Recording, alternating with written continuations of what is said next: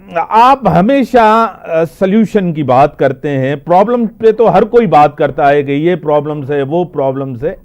इस दहशतगर्दी जो पाकिस्तान में आपको पता है केपी के बलूचिस्तान के अंदर दिन ब दिन आज जो नेशनल सिक्योरिटी का जो बड़ा अहम इजलास हुआ है, क्या कहेंगे, इसका हल क्या है?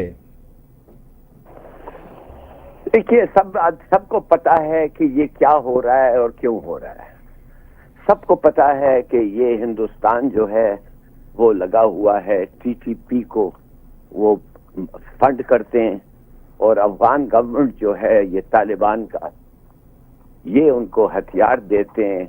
सही। उस आर्म्स डंप से जो अमेरिकन के छोड़ के गए थे।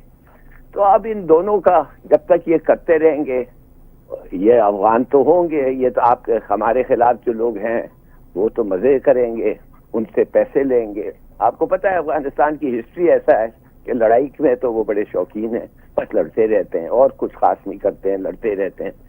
तो अगर जब तक ये खत्म नहीं हुआ वो खत्म नहीं होगा।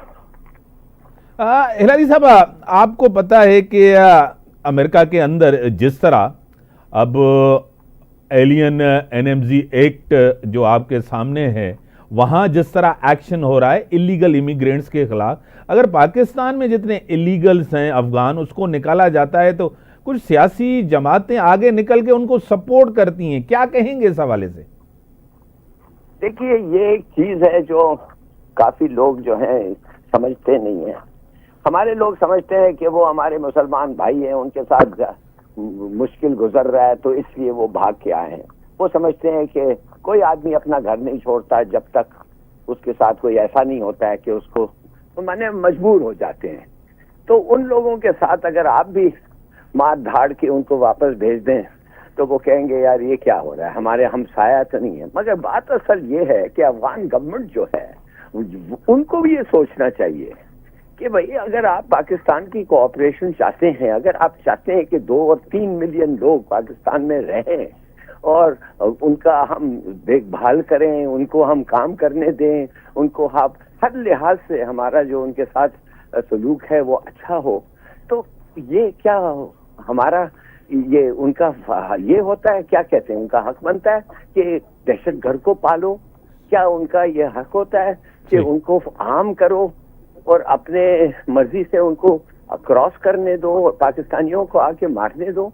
तो हद होती है ना। हमारे लोगों को सोचना चाहिए, अगर हम उनके साथ अच्छा सलूक करते हैं तो वो हमारे साथ ये क्यों करते हैं?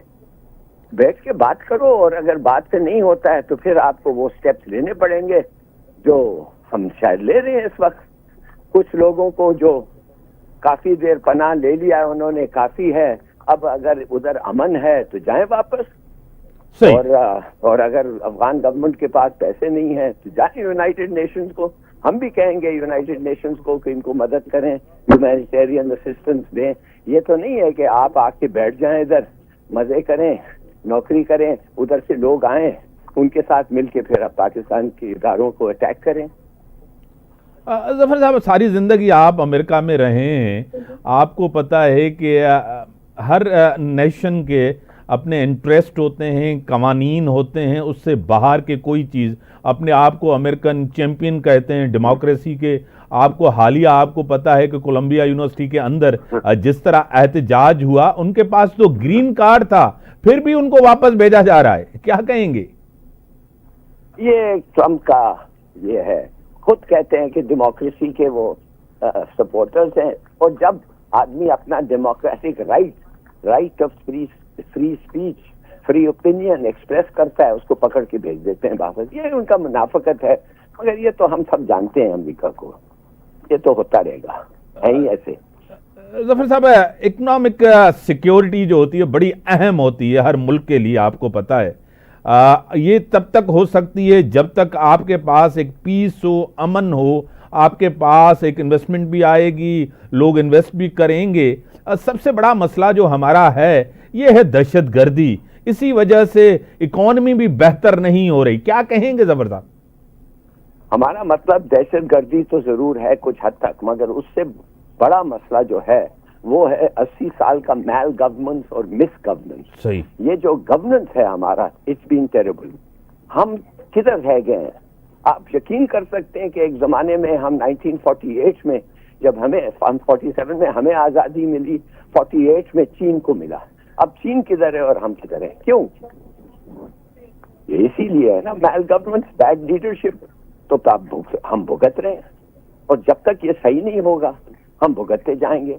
यार ये आपका सिस्टम देखें कैसा है, किस किस्म की लीडरशिप आती है।